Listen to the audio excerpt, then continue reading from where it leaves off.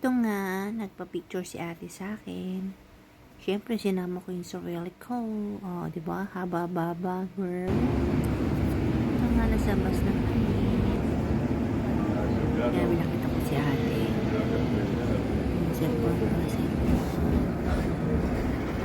Papunta kami ng Saturdays. Parang siyang hinatid. Yan, nagbayad nga po ako, guys. Katulis. Yan, po kami sa harap ng driver. Actually, nakababa na po si ate. Ayun, may aso pa nga doon pala ako naman siya. Naliligo siya kasi sobrang sarap buhay yan. Ate ko nga. Ito nga, naglalakad na. Diyan ako sa katuloy. Maliwanag po siya.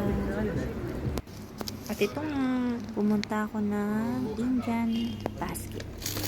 At bibili sana ako ng gabi.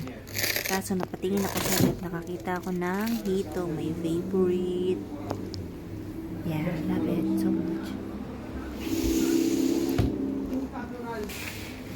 Ito rin, alam ko parang may ganito sa Taiwan. Ewan ko lang pero kung ganito o yung hinahalo sa egg.